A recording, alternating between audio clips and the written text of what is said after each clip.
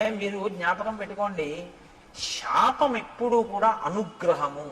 శాపవాక్కు అందులో శాపానుగ్రహము అంటారు. దాని చేత మార్పు తీసుకొస్తారు తప్ప అలాగే పడి ఉండు అని అనరు. ఆ బాధ తెలిస్తే ఆ తరువాతి కాలంలో ఏమవుతాడంటే ఇంకెప్పుడు ఇటువంటి తప్పు పని చేయకుండా లోకానికి ఉపకారం చేస్తాడు. ఇక లోకోపకారం మొదలు పెడతాడు. అవతల వాడి బాధ తన బాధగా స్వీకరించి అవతల వాడికి మాట సాయమో చేతి సాయమో ఏదో ఒక సాయం మొదలు పెడతాడు. ఈ ప్రవృత్తి ఎక్కడ రావాలంటే లోపల దిద్దుబాటు జరగాలి. లోపల దిద్దుబాటు జరగాలి అంటే కొంతకాలం కష్టపడాలి, తప్పదు. ఏళ్ళాంటి శని జాతకంలోకి వచ్చిందనుకోండి, ఎందుకు భయపడతారు? ఆయన కష్టపెడతాడు. శనైహి శనైహి చరహ, మెల్లమెల్లగా వెడుతూ కష్టపెడతాడు. కానీ ఆ కష్టపెట్టడం వల్ల ఏమన్నా తెలుసా అండి, గొప్ప పరిణతి వస్తుంది, గొప్ప అనుభవం వస్తుంది. తరువాతి కాలంలో ఆయన కీర్తికి కారణమవుతుంది. అందుకే ఏలినాటి శని ఎప్పుడూ దూషించకూడదు. మీరు ఆయన్ని నమస్కారం చేసి ప్రార్థన చేస్తే ఆయన దాన్ని ఇంకొకలా మారుస్తాడు. ప్రతిరోజు తిరగవలసిన దాన్ని గుడి చుట్టూ తిరగడంగా మారుస్తాడు భక్తి ఇచ్చి. కాబట్టి ఇప్పుడు శాపానుగ్రహం ఎందుకు ఇస్తారు? మార్పు తీసుకురావడం కోసం ఇస్తారు. వెంటనే అతనికి అర్థమైంది, అయ్య బాబోయ్ ఇలా ఉండడమా. పడ్డాడు మహర్షి కాళ్ళ మీద. ఇప్పుడు పడన్నాడు, ఎప్పుడు నాకు ఈ శాప విమోచనం అని అడిగాడు. అయితే మారావు కదా, ఇప్పుడే అన్నారు అనుకోండి, ఆ బుద్ధి మళ్ళీ మారిపోతుంది. అందులో ఆ బాధ ఏమిటో తెలియాలి. ఆయన అన్నాడు, యథాక్షిత్వా భుజౌ రామ త్వాం దహే ద్విజనే వనే తదాత్వం ప్రాప్స్యసే రూపం స్వమేవ విపులం శుభం.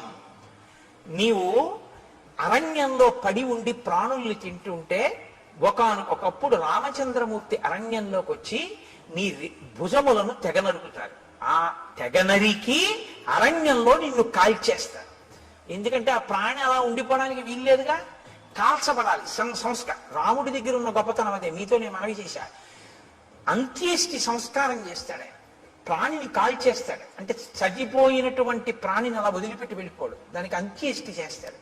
పొద్దున్నే భోజనం చేస్తూ గోపాలకృష్ణ గారు నేను దాని గురించే కాసేపు ముచ్చటించాం. అలా ఎందుకు చేస్తాడండి రాముడు అని ఆయన ఏదో ప్రశ్న వేస్తే చెప్తున్నాను. ప్రతి ప్రాణికి కూడా దేవతలు ఆవహించి ఉంటారు. పాణి చెయ్యి ఉందనుకోండి, ఇంద్రుడు ఉంటాడు. వాక్కు అగ్నిహోత్రం ఉంటుంది. కన్ను సూర్యుడు ఉంటాడు. ఇప్పుడు మీరు విడిచిపెట్టి వెళ్ళిపోయారనుకోండి, విడగొట్టాలి మంత్రం చేత. విడగొట్టేసేసి, అంటే ప్రత్యేకించి మనుష్య శరీరానికి అయితే, మిగిలిన వాటికైతే ప్రాణ అపాన వ్యాన ఉదాన సమాన నాగ కూర్మ కృకర ధనంజయ దేవదత్తముల్లో ధనంజయమన్న వాయువు చేసేస్తుంది. మనుష్య ప్రాణికి ఈ దేవతలందరినీ కూడా మంత్రభాగంతో విడతీసేస్తారు. విడతీసి మళ్ళీ ఈ శక్తుల్ని దేవతల్లో కలుపుతారు. కలిపి జలమైపోయి మిగిలిపోయినటువంటి దేహాన్ని అగ్ని యందు దహించేస్తారు. కాబట్టి అది సంస్కారం. అంత్యేష్టి సంస్కారం 16వ సంస్కారం. అన్ని 16 మీదే నడుస్తాయి సనాతన ధర్మంలో మనిషి జీవితం. అందుకని షోడశ కళా ప్రపూర్ణుడు చంద్రుడు, షోడశ సంస్కార ప్రపూర్ణుడు మనుష్యుడు. 16వ సంస్కారంగా అంత్యేష్టి జరగాలి. కాబట్టి రాముడు ఎక్కడెక్కడ ఇటువంటి శరీరాలు కనపడ్డా వాటిని ఆయన దహిస్తాడు. అందుకని నువ్వు రాముడి చేత వధింపబడి దహింపబడితే నీ పూర్వరూపం వస్తుంది. ఇక్కడ మీరు ఒక విషయాన్ని కనిపెట్టాలి. ఎవరికైనా తెలియదేమో కానీ మునులకు మాత్రం తెలిసి రామావతారం వస్తుంది. ఈ దేశంలో త్రికాల వేదులు వాళ్ళు. అందుకే ఈ దేశంలోనే ఒక గొప్ప శాస్త్రం ఉంది, జ్యోతిషము అని.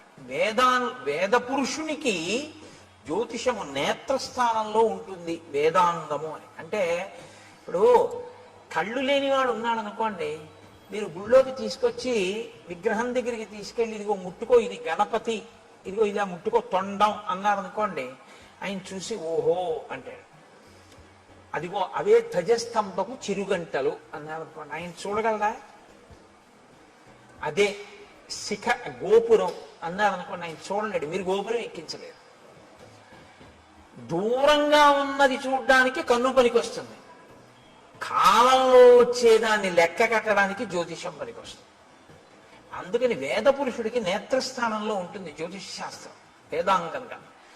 కాబట్టి మహర్షులు త్రికాల వేదులు, వాళ్ళకి అన్నీ తెలుసు ఏం జరగబోతోందో.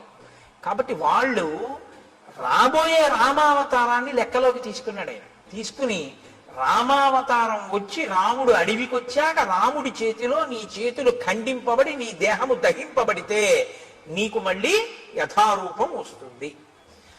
కాబట్టి రామ ఇందుకు నీ సంతోషించాను, నా చేతులు నరికేవాడు వచ్చాడని. ఎవడో నరికాడా? రాముడే నరికాడా? అందుకు అడిగాను. కాబట్టి రామ నేను ఎవరు పూర్వం అంటే శ్రియోమాం మధ్యమం పుత్రం ధనుం నామ్నాచ దానవం ఇంద్రకోపాదిదం రూపం ప్రాప్తమేవం రణాజిరే.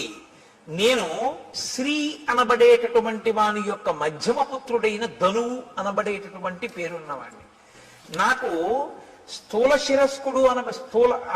శిరస్కుడు అనబడేటటువంటి ఋషి శపిస్తే నేను అక్కడతో ఊరుకోలేదు.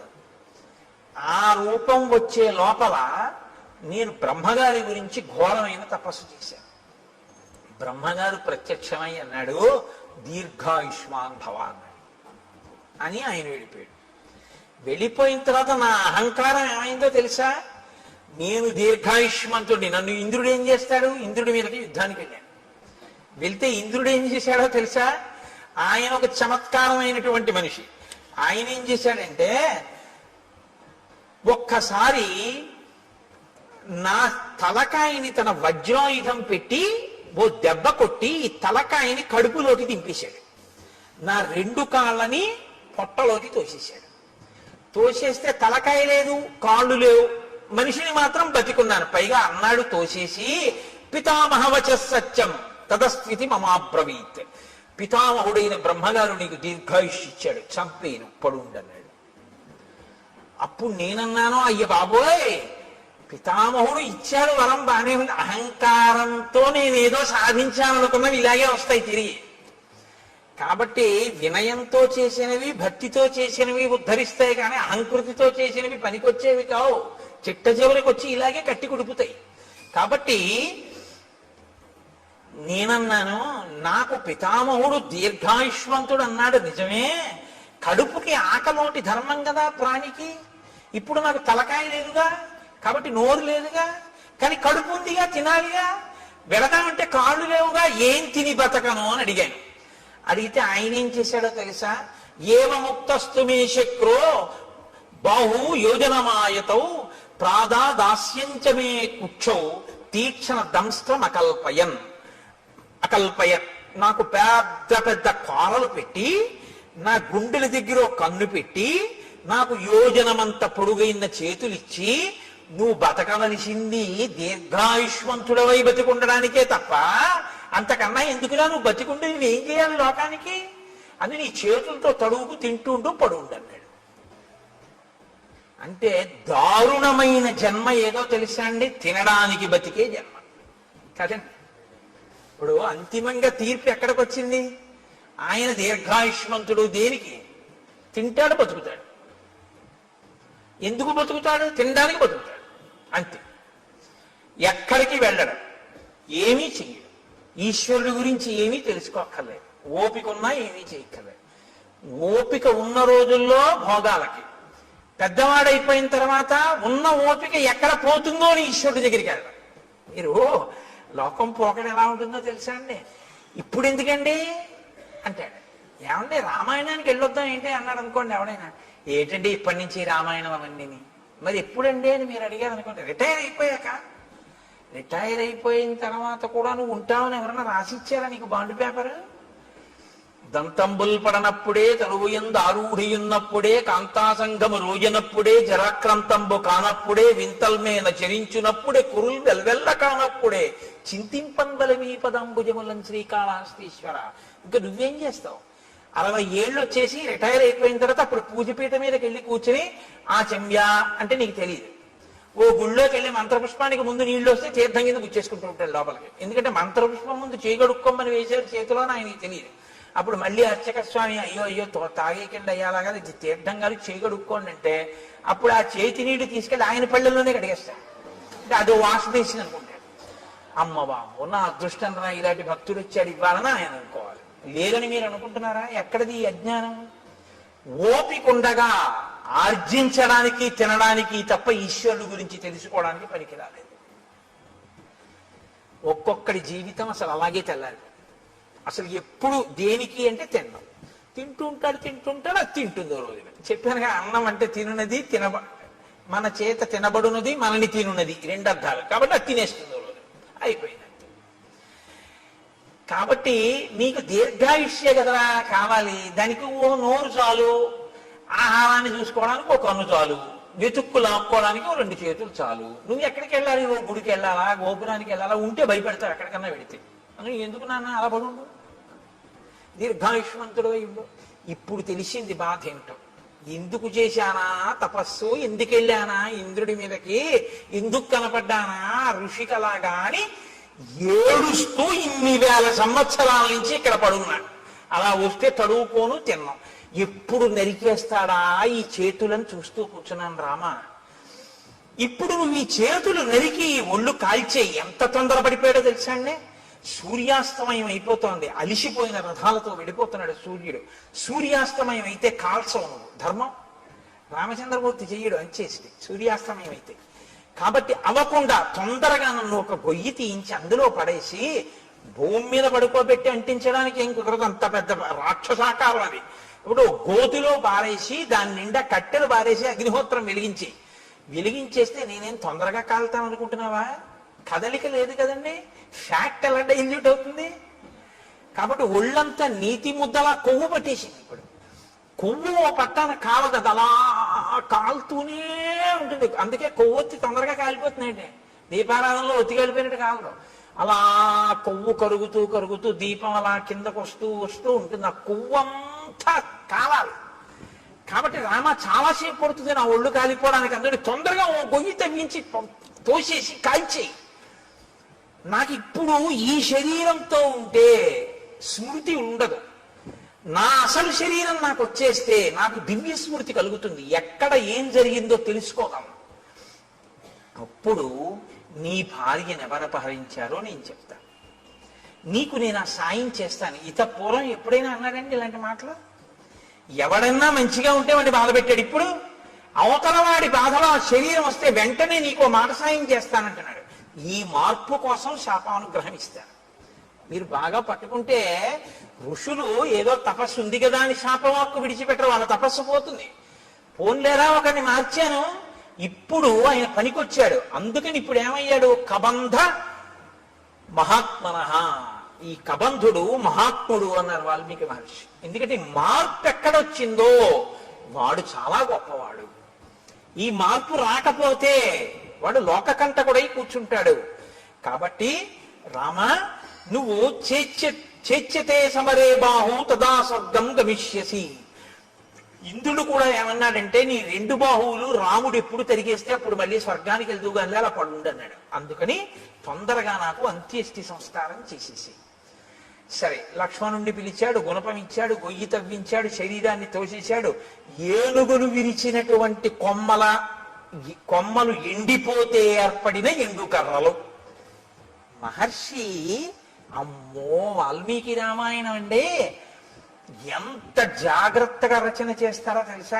అంత పెద్ద శరీరాన్ని అంత పెద్ద గోతిలో వేస్తే అంత పెద్ద శరీరం కాల్చడానికి ఎన్ని కట్టెలు కావాలి, ఎక్కడి నుంచి ఏరి పట్టుకొచ్చారు సూర్యాస్తమయం లోపల అని మీరు నేను అంటామేమో. అక్కర్లేని ఇలాంటివి తీయడం మనంత గొప్పవాళ్ళు ఉండరు. కాబట్టి ఏనుగుల గుంపులు తిరుగుతాయి అక్కడ. వాటి పని ఏమిటంటే వాటికి తొండం ఖాళీగా ఉండదు, కొమ్మలు విరిచేస్తుంటాయి. ఆ విరిచేసినటువంటి కొమ్మలు కింద పడిపోయి ఎండిపోయి. కాబట్టి ఇప్పుడు ఆ పెద్ద పెద్ద కొమ్మలన్నీ తీసుకొచ్చి రామచంద్రమూర్తి ఆ గోతులో పడేశారు, లక్ష్మణమూర్తి ఆ గోతులో పారేసి ఇప్పుడు కబంధుణ్ణి కాల్చేస్తున్నారు. ఈ కబంధుడి దగ్గరే ఈ కబంధుడు కాలిపోతే సీతమ్మ తల్లిని పట్టుకోవడానికి, సీతమ్మ తల్లిని అన్వేషించడానికి పెద్ద శుభవార్త దొరుకుతుంది. హనుమ ప్రవేశించడానికి ఇంకా కథకి రంగం సిద్ధం అవుతోంది. ఇంకిక్కడి నుంచి కిష్కింధకాండకి పునాది పడుతోంది. ఇక్కడి నుంచి హనుమత్ ప్రవేశం ప్రారంభం అవుతోంది అనమాట. కాబట్టి ఇప్పుడు నాయనా నువ్వు నా శరీరాన్ని అంటించేయి. ఇప్పుడు ఆ ఏనుగులు విరిచేసినటువంటి ఎండిపోయిన కొమ్మలు తెచ్చి గోతిలో పడేసి అంటించేశారు ఆ శరీరాన్ని. అంటించేస్తే మెల్లమెల్లగా కాలింది అన్నారు. కొవ్వు పట్టి ఉంది కదండి, అప్పుడు కూడా హ్యూమన్ అనాటమీ బాగా తెలుసు అనమాట. అంటే కదలకుండా ఎక్కువ తినేస్తే కొవ్వు పట్టేస్తుంది. వాడు దీర్ఘాయుష్మంతుడు కాబట్టి హార్ట్ బ్లాక్ లేదు వాడికి. కాబట్టి ఆయనలోంచి ఇప్పుడు ఒక దివ్యమైనటువంటి స్వరూపం ఒకటి బయటికి వచ్చింది. తతశ్చితాయా వేగేన భాస్వరో విమలాంబర ఉత్పపాతాశు సంహృష్ట సర్వ ప్రత్యంగభూషణ విమానే భాస్వరే తిష్టన్ హంసయుక్తే శస్కరే ప్రభయాచ మహాతేజ దిశో దశ విరాజయన్. దశ దిశలు వెలిగిపోయేటట్టుగా హంసలు పూంచినటువంటి రథం మీద తెల్లటి వస్త్రములు ధరించి అంగ ప్రత్యంగములన్నీ కూడా సువర్ణ మణిబయబోయినటువంటి భూషణముల చేత అలంకరింపబడినటువంటి వాడై వెలిగిపోతున్న పగిది ఒక్కసారి ఆ కబంధుడు మళ్ళీ పూర్వస్వరూపంతో ఆ రథంలో కూర్చుని కనపడ్డాడు. కనపడి ఒక్క క్షణం ఇలా కళ్ళు మూసుకుని ఆలోచించి అన్నాడు, రామా, నేను ఆలోచించగా మీకు కలిగినటువంటి కష్టానికి ఒక విషయం అర్థమవుతోంది. దశాభాగగతో హీనః త్వం హి రామః సలక్ష్మణః యత్కృతే వ్యసనం ప్రాప్తం త్వయా దార ప్రదర్శనం. మీరు దుర్దశ యొక్క ఫలితాన్ని అనుభవిస్తున్నారు. అందుకే భార్య దూరం అయిపోయింది. మీ ఇద్దరికి జాడ తెలియట్లేదు. ఎంత నడుస్తున్నారో కూడా తెలియనంత దూరం నడిచి కష్టపడి వెతుకుతున్నారు. ఇప్పుడు ఇలా వెతికి తిరిగి ప్రయోజనం లేదు. మీకు సాయం చెయ్యగలిగిన మిత్రుడు ఒకడు కావాలి. ఒక గొప్ప మిత్రుడు. ఆయన ఎటువంటి వాడై ఉండాలి? ఆయన ఈ లోకమంతా తిరిగిన వాడై ఉండాలి. భూమండలం అంతా తిరిగిన వాడైతే ఎక్కడెక్కడ ఏమున్నాయో తెలిసిన వాడై ఉంటాడు. ఎందుకని? రావణుడు అన్నది ఒక్కటే తెలుసు తప్ప అతను ఎక్కడ ఉంటాడో ఏమిటో నాకు తెలియదు అంటున్నావుగా, జటాయువు చెప్పాడని. ఆ రావణుడు ఎవరో, ఎక్కడుంటాడో, ఎలా పరిపాలిస్తాడో, ఎంతమంది రాక్షసులు ఉంటారో ఇవన్నీ తెలియాలంటే ఈ భూమండలం అంతా తిరిగిన వాడై ఉండాలి. అన్నీ తెలుసున్నవాడై ఉండాలి. ఎందుకు తిరిగాడన్న కారణం వేరు. ఇంద్రుగానికి కిష్కింధకాండలో అలా తిరిగిన వాడు ఉన్నాడు రామ. ఆయన గురించి చెప్తాను, ఆయనతో స్నేహం చేసుకో. అటువంటి మిత్రుణ్ణి సంపాదించావా, ఆ మిత్రుడి వలన నీకు సీతమ్మ జాడ దొరుకుతుంది.